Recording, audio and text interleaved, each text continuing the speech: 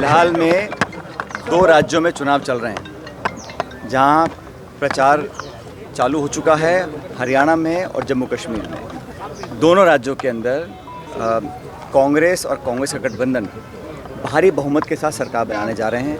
हरियाणा में 10 साल से भाजपा की सरकार है। ऐन मौके पर उन्होंने मुख्यमंत्री को बदला, कहीं ना कहीं उन्होंने अपनी हार को स्वीकार किया है और जो माहौल पूरे हरियाणा में बना है उसको देखकर मैं कह सकता हूं कि हम प्रचंड बहुमत, मुझे लगता है ऐतिहासिक बहुमत हरियाणा की जनता कांग्रेस पार्टी को देगी और एक बार वहां पर दोबारा कांग्रेस की सरकार बनने जा रही है। जम्मू कश्मीर के अंदर हमारा गठबंधन है और वहाँ बहुत सारे राजनीतिक षड्यंत्र रचे गए पिछले कई सालों में, लेकिन वहाँ की जनता, वहाँ की आवाम भी जमहूरियत में विश्वास रखती है और मैं उम्मीद करता हूँ कि 3 चरण का चुनाव जो होगा और जब मतगणना होगी उसके बाद वहाँ पर दोबारा कांग्रेस और कांग्रेस के गठबंधन की सरकार बनेगी।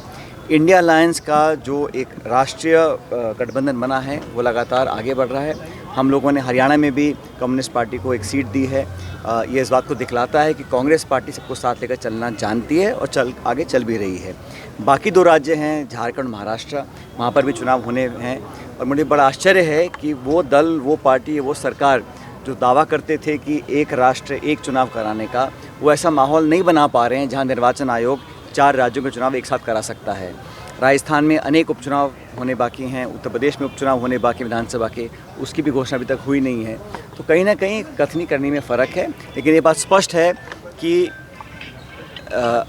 राहुल गांधी जी के नेता प्रतिपक्ष बनने के बाद जिस तरह का रवैया सरकार का रहा, सरकार अब बैकफुट पर है।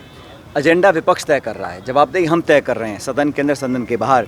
तमाम मुद्दों पर सरकार को बैकफुट पर आना पड़ा। जो विधेयक लेकर आए पार्लियामेंट में उस पर उनको विड्रॉ करना पड़ा।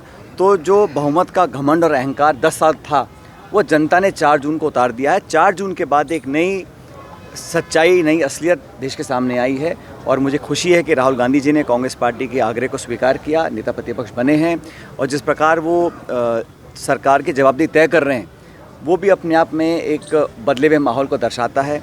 और मैंने देखा है जब भी भाजपा बैकफुट पर आती है वो सीधा सीधा राहुल गांधी जी को टारगेट करते हैं। वो कोई स्टेटमेंट देते हैं, सरकार को कटघरे में खड़ा करते हैं तो उनके ऊपर लांछन लगाना, विरोध करना, ये उनकी आदत बन चुकी है। लेकिन हमें जनता में पूरा विश्वास है, कांग्रेस पार्टी लगातार मजबूती से आगे बढ़ रही है। जिन जिन राज्यों में चुनाव होंगे वहाँ पर हम सरकार बनाएंगे और जहाँ विपक्ष में है वहाँ पर भी नई ऊर्जा कार्यकर्ताओं को मिली है, नेताओं को मिली है। और जिन राज्यों में मैं दौरे करता हूँ वहाँ पर लगातार मैं देख रहा हूँ एक बदलाव हो रहा है। एक धरातल पर एक एहसास मुझे होता है कि राजनीति बदल रही है। लोगों की आज 10 साल से जो लोग थक चुके हैं, पुराने वादे, वही आश्वासन, किसान, नौजवान, मध्यम वर्ग, सब लोग दुखी परेशान हैं। जो केंद्र सरकार का बजट भी आप लोगों ने देखा होगा, वो भी अपनी सरकार की जो बैसाखियाँ हैं उन राज्यों के मुख्यमंत्रियों को झूठे आश्वासन देकर खुश करने का काम किया है। लाखों करोड़ वो राज्यों को दे रहे हैं। मुझे कोई आपत्ति नहीं है बिहार के भाइयों से या आंध्र प्रदेश के लोगों से, लेकिन उन दोनों राज्यों को राजनीतिक मजबूरियों के खातिर उनको आश्वासन दिया गया और बाकी तमाम देश के लोगों को महरूम रखा गया। राजस्थान के लोगों ने क्या गलती की थी कि बजट में हमको कुछ नहीं मिला। सिर्फ गलती जनता ने की, यहाँ 11 सीट भाजपा को हरा दी, तो इसका उन्होंने बदला लिया एक तरह से। तो इस प्रकार का भेदभाव और पक्षपात जब होता है तो वो एक लोकतंत्र के लिए अच्छा संकेत नहीं है। लेकिन हम लोग मजबूती से काम कर रहे हैं, संगठन लगातार काम कर रहा है और आने वाले उपचुनावों के अंदर सभी सीटों पर कांग्रेस पार्टी जीतने वाली है। राजस्थान में लॉ एंड ऑर्डर की स्थिति खराब है, उसको लेकर कांग्रेस को आज हम खड़े हैं जोधपुर के अंदर, लगातार यहाँ पर जो दुष्कर्म हो रहे हैं, लॉ एंड ऑर्डर एक तरह से बिखर चुका है और राज्य सरकार की जिम्मेदारी बनती है। अब आज भी मैं देखता हूँ केंद्र सरकार तो मनमोहन सिंह जी को कोसती है कि 10 साल पहले यूपी सरकार ने ये किया, वो किया, लेकिन आपके हाथ में लॉ एंड ऑर्डर है और ऐसा कोई जिला नहीं है जहाँ पर डकैती, बलात्कार, दुष्कर्म, तमाम तरह के एंटी सोशल एलिमेंट्स अपने पैर पसार रहे हैं और सरकार नाकाम है। सरकार में मल्टीपल पावर सेंटर बन चुके हैं। किसी को मालूम नहीं कि कोई मंत्री कैबिनेट में है कि नहीं है। संगठन कुछ बोलता है, सरकार कुछ बोलती है, सरकार में 3 लोग अलग बातें बोलते हैं। तो एक जो बिखराव है बहुत जल्दी हो गया। आमतौर पर 3-4 साल के बाद एक खिंचाव होता है सरकारों के अंदर, लेकिन यहाँ मैं देख रहा हूँ कि बहुत शुरुआत में ही अलग अलग सत्ता के केंद्र बन गए हैं। उसका नुकसान लोगों को होता है।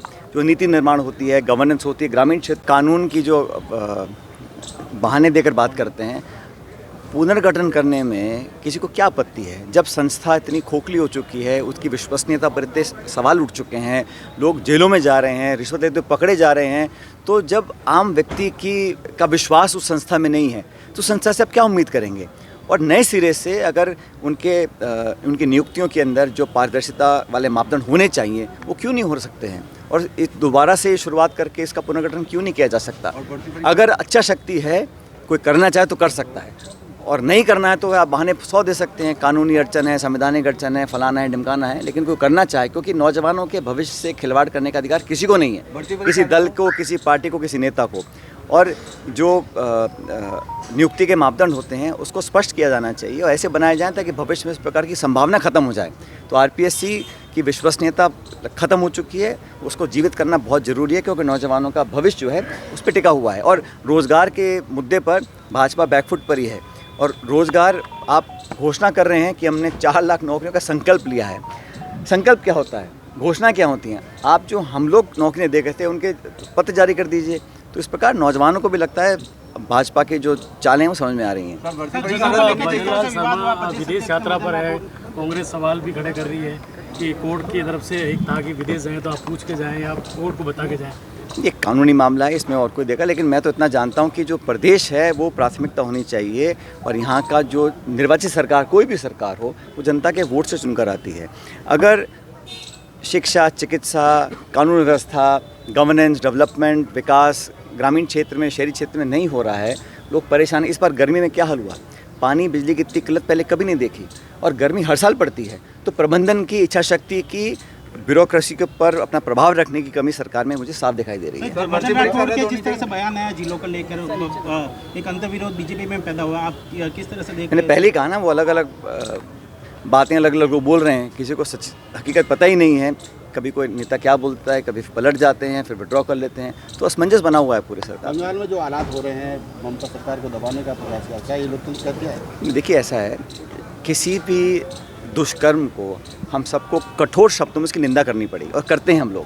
किसी सरकार हो, कोई शासन प्रशासन हो, लेकिन बच्चियों के साथ बलात्कार हो रहा है और जिस बर्बरता से किया गया, उसको कौन सही मान सकता है? मैं तो कहता हूँ उस पर उचित कार्रवाई होनी चाहिए। सुप्रीम कोर्ट ने उस पर संज्ञान लिया है, सीबीआई जांच कर रही है, राज्य सरकार भी कर रही है, मिलकर उसका समाधान हो, ताकि भविष्य में इस प्रकार की घटनाएं अगर होती रहेंगी तो सभ्य समाज के लिए बहुत ही खतरे की घंटी है, और ऐसा होना नहीं चाहिए। किसी भी देश प्रदेश में कहीं पर भी नहीं होना चाहिए। सर, ऑडियो टेपिंग मामले में राज्य सरकार ने सुप्रीम कोर्ट में अर्जी देते हुए केस वापस लिया है सर, जाँच को लेकर क्या कुछ